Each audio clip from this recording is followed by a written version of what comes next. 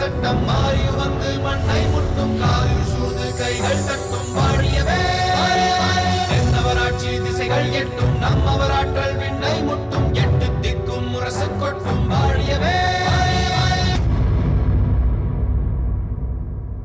அதனால்தான் நான் அவர்களோடு தப்பித்து ஆரண்யத்திற்கு சென்று விட்டேன் இந்த செய்தியை உனக்கு அனுப்பினேன். ராமருடைய ஆரண்ய வாசம் 14 ஆண்டுகள் எனவும் பாண்டவர்களின் வனவாசம் 12 ஆண்டுகள் எனவும் கதைகளில் சொல்வார்கள். ஆனால் எங்கள் வனவாசம் தொடங்கி எத்தனை ஆண்டுகள் ஓடிவிட்டன என்று எனக்கே தெரியவில்லை. சிறுமியாக வந்த தாமரை இளம் பெண்ணாக வளர்ந்தது கானகத்தில்தான் என்பதை கொண்டுதான் கணக்கிட வேண்டும். வேண்டாம் நண்பா, வேண்டாம். அதை பற்றி பேச பேச வேதனைதான் மிஞ்சும். நீ இங்கு உன் உயிரையே பணயம் வைத்து வந்திருக்கிறாய், அது ஏன்? கரிகாலனை பழிவாங்க அருமையான திட்டம் ஒன்றை தீட்டியிருக்கிறேன்.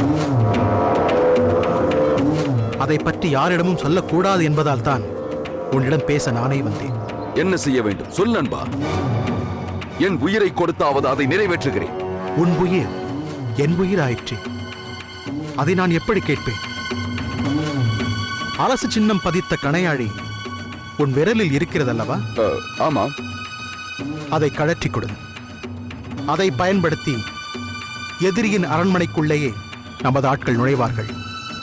அவர்கள் நம் எண்ணத்தை நிச்சயம் நிறைவேற்றுவார்கள். ஆஹா, அப்படிப்பட்ட அரிய செயலுக்கு எனது மோதிரம் பயன்படுகிறது என்றால் இதை இப்பொழுதே மகிழ்ச்சியோடு தருகிறேன். இதோ பெற்றுக்கொள்.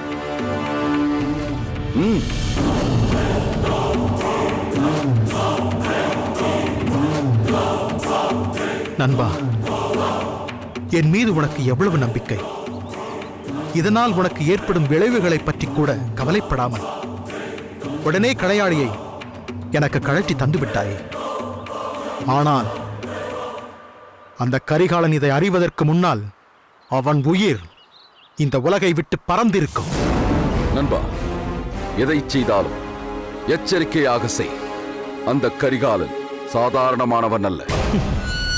நீ கவலைப்படாதே, நான் பார்த்துக் கொள்கிறேன். சரி, நான் வருகிறேன்.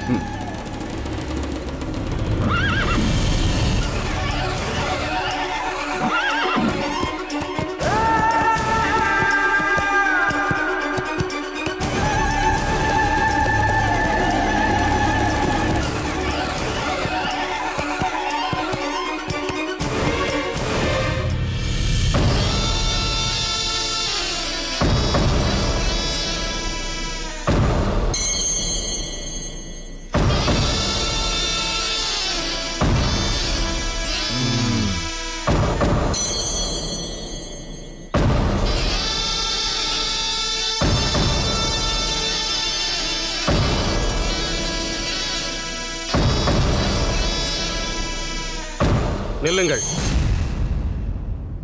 கோட்டை வாசலுக்குள் எல்லோரும் நுழைந்து விட முடியாது. இங்கே நாங்கள் காவலுக்கு இருப்பது கூட தெரியாமல், எங்களை கேட்காமல் உங்கள் விருப்பம் போல் உள்ளே சென்று கொண்டிருக்கிறீர்கள். நாங்கள் சீனாவிலிருந்து பொருட்களை கொண்டு வந்து வாணிபம் செய்யும் வணிகர்கள். நவரத்தினங்களை மன்னரிடம் காட்டி விற்பனை செய்ய வந்துள்ளோம். மன்னரை சந்திப்பதென்றால் அவ்வளவு எளிதென்று நினைத்து விட்டீர்களா?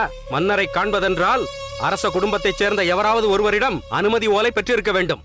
அப்படியானால் அரசர் தந்த முத்திரை மோதிரம் இருந்தால் அனுமதி கிடைக்கும் அல்லவா? அவரை சந்திக்க முடியும் அல்லவா? என்ன, அரசரின் முத்திரை மோதிரமா? எங்கே அதை காட்டுங்கள். அதை காட்டுங்கள்.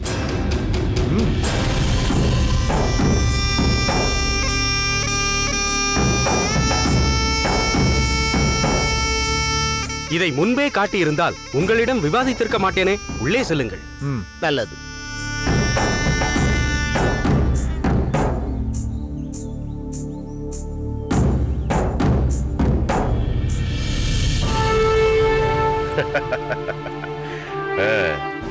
மாமன்னருக்கு எங்களின் பணிவான வணக்கங்கள். வாருங்கள் ரத்தின வியாபாரிகளே, அமருங்கள். நன்றி மன்னா. எங்கள் பூம்புகார் அங்காடிகளில் எண்ணற்ற ரத்தினங்கள் குவிந்து கிடக்கின்றன. ஒரு வார்த்தை சொல்லி அனுப்பினால் போதும், அத்தனையும் கொண்டு வந்து மொத்தமாக இங்கே கொட்டி விடுவார்கள். இருக்கலாம் மன்னவா, ஆனால் இன்று நாங்கள் கொண்டு வந்துள்ள ரத்தினங்கள் விலை மதிப்பில்லாதவை. அரச குடும்பத்தினர் மட்டுமே அணியக்கூடியவை. கடல் கடந்த நாடுகளில் இருந்து ரத்தனங்களை எடுத்து வந்து வியாபாரிகள் என்னை காண வந்திருக்கிறார்கள் என்று கேள்விப்பட்டதால் தான் உடனே உங்களை அழைத்து வர அனுமதி அளித்தேன். ஆஹா, வந்தாரை வாழ வைக்கும் தமிழகம் என்பதற்கு தங்கள் சோழநாடு மிக சிறந்த உதாரணம் அல்லவா? மன்னரை காண வேண்டும் என்று சொன்னவுடனே எந்தவித மறுப்பும் தெரிவிக்காமல் அழைத்து வந்தார்களே உங்கள் வீரர்கள். அது உங்கள் உயர்ந்த பண்பாட்டிற்கு மிக சிறந்த உதாரணமாக விளங்குகிறது என்று நாங்கள் கருதுகிறோம். இன்னும் நீங்கள் புரிந்து கொள்ள வேண்டியவை இங்கு எவ்வளவோ இருக்கிறது. நீங்கள் கொண்டு வந்ததை காண்பியுங்கள். இந்த பெட்டகத்தில் சீன நாட்டை சேர்ந்த முத்து மாலைகள் இருக்கின்றன. இதன் வெண்மை கண்ணை பறிக்கும் என்றால் இதன் குளிர்ச்சி உடல் உஷ்ணத்தை மாற்றி குளிர வைத்துவிடும். ஆக என்னை குளிர வைப்பதற்காக இதை கொண்டு வந்தேன் என்கிறீர்கள். ஆனால் இங்கே கொட்டி கிடக்கும் கொற்கை முத்துக்களை விடவா இவை அற்புதமானவை? அப்படி சொல்ல முடியாது. சரி, அது வேண்டாம் என்றால் என்னிடம் சில பவள மாலைகளும் உள்ளன. அனைத்தும் காட்டில் அரிதாக கிடைக்கக்கூடியவை. ஓ, நீங்கள் காட்டில் வாழும் நிலையில் இருப்பதால் எளிதாக இவற்றை கொண்டு வந்தீர்கள் என்று சொல்லுங்கள்.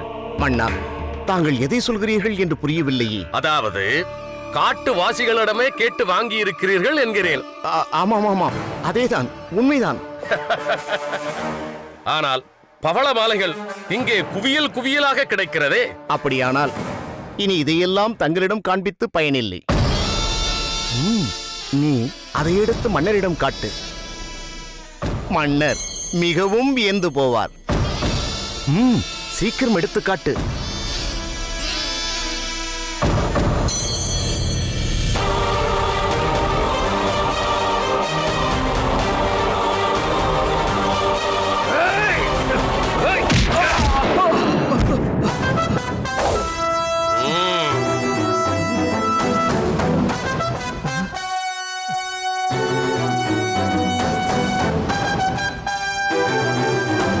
மூடர்களே, கரிகால் வளவனின் உயிர் கிள்ளுக்கிறை என்று நினைத்தீர்களா? அரண்மனை வாயிலில் எப்பொழுது நீங்கள் முத்திரை மோதிரத்தை காட்டி உள்ளே நுழைந்தீர்களோ அப்போதிலிருந்தே நீங்கள் கண்காணிக்கப்படுகிறீர்கள். எங்கே அந்த முத்திரை மோதிரம்?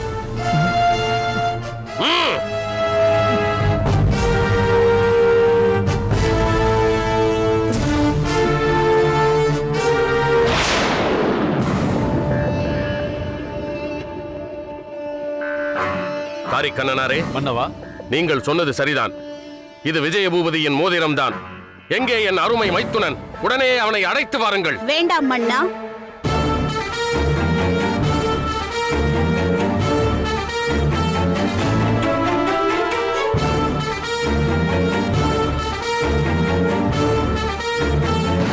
வா முத்துநகை. வணங்குகிறேன் மன்னா. நீயும் இங்குதான் இருக்கிறாயா? ஆம் மன்னா. உங்கள் மைத்துனரை அழைத்து வர வேண்டிய அவசியம் இல்லை. அவர் இங்குதான் இருக்கிறார். என்ன சொல்கிறாய்? பூபதி இங்கு இருக்கிறானா? ஆம், நீங்கள் வருவதற்கு முன்பாகவே அவர் இங்கு வந்து விட்டார். அதோ அந்த திரை மறைவில் இருக்கிறார். வாருங்கள் வெளியே.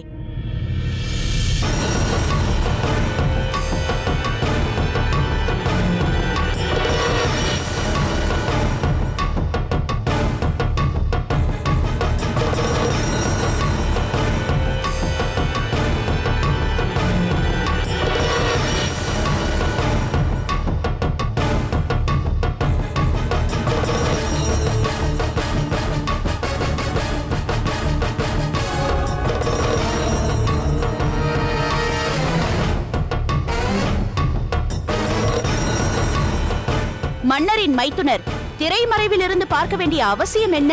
ஏன் பார்க்க கூடாது? யாரோ ரத்தின வியாபாரிகள் வந்திருப்பதாக கேள்விப்பட்டேன்.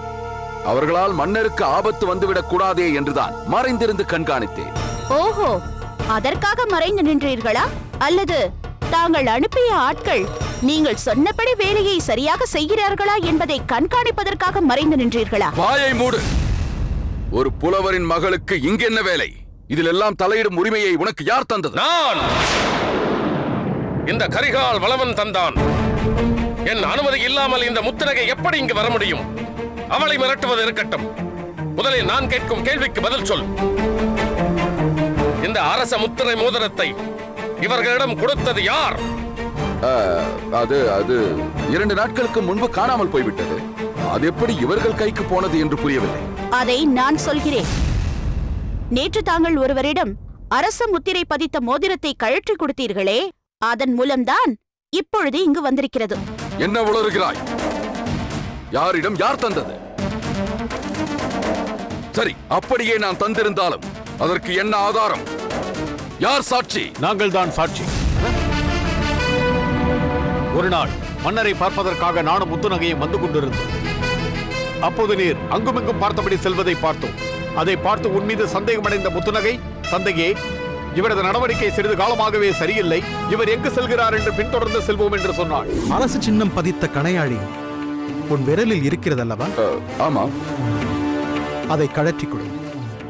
அதை பயன்படுத்தி எதிரியின் அரண்மனைக்குள்ளேயே நமது ஆட்கள் நுழைவார்கள். அவர்கள் நம் எண்ணத்தை நிச்சயம் நிறைவேற்றுவார்கள்.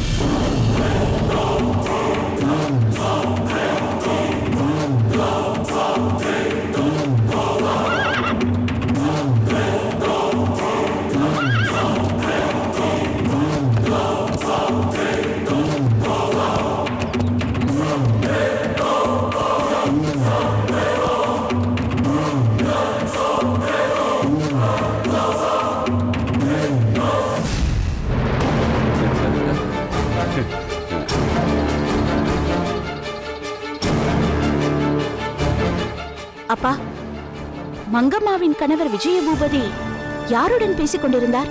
தூரத்தில் இருந்து பார்த்தால் யாரென்று தெரியவில்லை. ஒருவேளை அந்த கயவன் இருங்கோவேளாக கூட இருக்கலாம். என்ன இருங்கோவேளா? மன்னரை அழிக்க துடிக்கும் அந்த கொடியவனை நான் நேரில் காண வேண்டும். மக்களுக்காகவும் சோழ நாட்டுக்காகவும் செங்கோல் ஆட்சி புரியும் எங்கள் மாமன்னர் பெருவளத்தாரை எதிர்க்க உனக்கு எப்படியடா மனம் வந்தது என்று பல கேள்விகள் கேட்க வேண்டும் என்று நினைத்திருந்தேன். ஆனால் அதற்குள் அவனது முகத்தை பார்க்க முடியாமல் போய்விட்டது. முத்துநகை, இப்போது அவனை பார்ப்பது முக்கியமல்ல. முதலில் அவன் செய்ய போகும் சூழ்ச்சியை முறியடிக்க வேண்டும். அதுதான் முக்கியம். கவலைப்படாதீர்கள் அப்பா.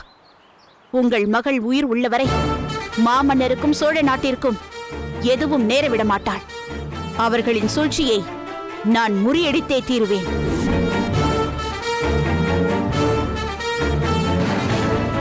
நான் சந்தேகப்பட்டது போலவே இவர் தாடி வைத்த ஒருவருடன் பேசிக் கொண்டிருந்ததை நான் பார்த்தேன். இவர் கையில் இருந்த அரச முத்திரை பதித்த மோதிரத்தை அவரிடம் தந்தபோதுதான் எனது சந்தேகம் உறுதியானது. அவன் பகைவன்தான் என்பதை நான் புரிந்து கொண்டேன். அதன் பிறகு இவருடைய ஒவ்வொரு செயலையும் நாங்கள் கண்காணிக்க தொடங்கினோம்.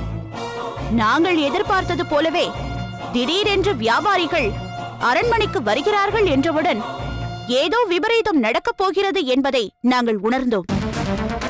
தங்கள் மைத்துனரை கையும் களவுமாக பிடிக்க வேண்டும் என்பதற்காகத்தான் இத்தனை நேரம் மறைந்து இவரை பிடித்தோம். விஜய் பூபதி, பகைவர்களில் ஒருவனாக இருந்த உன்னை என் தங்கையின் விருப்பத்திற்காக மைத்துனனாக்கிக் கொண்டேன். ஆனால் நீயோ உன் பழைய தொடர்புகளை விடாமல் என்னை கொல்வதற்காக நடந்த சதியில் பங்கு கொண்டு அதற்கு உடந்தையாகவும் இருந்திருக்கிறாய். இவ்வளவு காலமாக இங்கு நீ போலி வாழ்க்கை தான் வாழ்ந்திருக்கிறாய். இப்பொழுது எனக்கு தெரிய வேண்டியதெல்லாம் ஒன்றே ஒன்றுதான். உன்னை தனிமையில் சந்தித்தவன் யார்? மன்னா, இன்னும் இவனிடம் என்ன கேள்வி? சோழ நாட்டின் பகைவன் ஒருவன் இருப்பான் என்றால் அது இருங்கோவேளாகத்தான் இருக்க முடியும். நான் நிச்சயமாக சொல்கிறேன், அந்த தாடி வைத்த நபர் இருங்கோவேள்தான். நீ சொல் பூபதி, நீ சொல். யாருடன் உறவாடினாய்? இந்த முத்திரை மோதிரத்தை யாரிடம் நீ கொடுத்தாய்? என் சதையை துண்டு துண்டாக வெட்டி எறிந்தாலும் அதை நான் சொல்ல மாட்டேன். இவர்களை இழுத்துச் செல்லுங்கள்.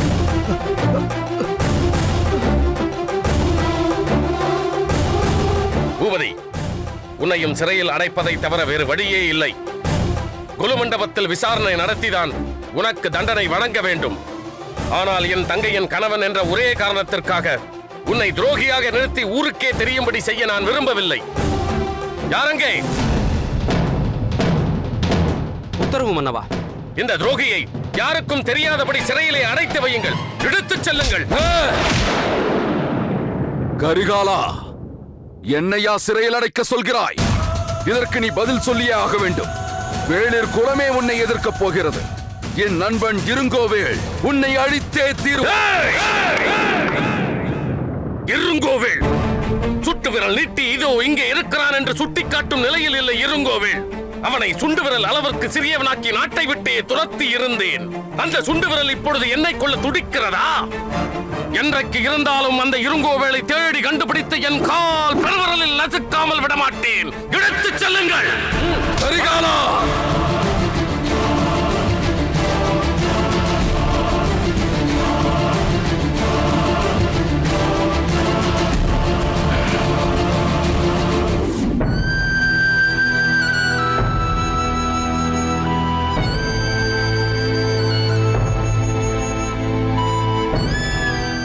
அன்று மட்டும் நம் திட்டம் நிறைவேறி இருந்தால் இந்நேரம் கரிகாலன் சமாதியில் புல் பூண்டு முளைத்திருக்கும்.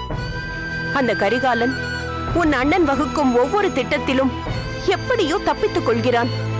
இல்லை என்றால் உன் அண்ணன் இந்த காட்டிலும் என் அண்ணனுக்கும் மேலான விஜய பூபதியார் அந்த சிறையிலும் இப்படி துயரங்களை அனுபவித்துக் கொண்டிருக்க மாட்டார்கள்.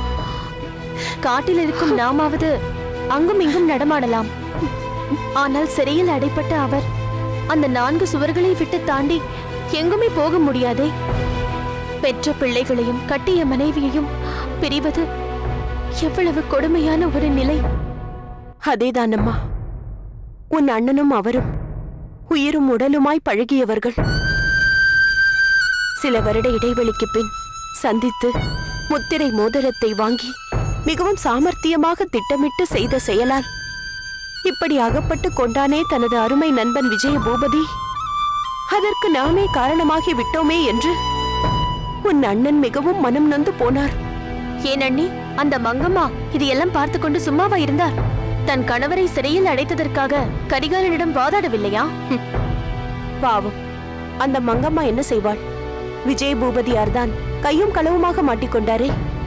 ஆனால் ஒன்று, தன் கணவர் சிறைக்கு செல்ல காரணமாக இருந்த அந்த முத்து நகையை அவள் விட்டு வைக்கவில்லை.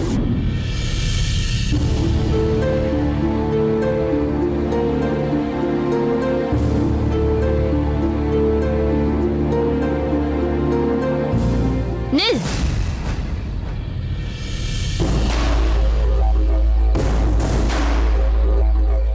ஓ, நீங்களா? நீங்களும் இங்குதான் இருந்தீர்களா? ஆமாமடி, நான் சற்று தாமதித்ததால் நீ இன்று நினைத்ததை சாதித்தாய். நானும் வேறு வழி இல்லாமல் நடந்த அனைத்தையும் மறைந்து நின்று பார்க்க வேண்டியதாயிற்று. அப்படியானால் தங்கள் கணவருக்கு நேர்ந்ததையெல்லாம் மறைந்திருந்துதான் பார்த்து கொண்டிருந்தீர்களா? பிறகு என் கணவர் இருக்கும் இடத்தில் நான் இல்லாமல் வேறெங்கு போவேன்? ஓஹோ, தங்கள் கணவர் எங்கு சென்றாலும் நீங்களும் உடன் சென்று விடுவீர்களோ? அதில் என்னடி சந்தேகம்? அப்படியானால் தங்கள் கணவர் இப்பொழுது சிறைக்குத்தான் சென்றிருக்கிறார். நீங்களும் அவருடன் சென்று அவருக்கு உணவு சமைத்து போட்டு அங்கேயே இருக்க வேண்டியதுதானே? முத்து நகை!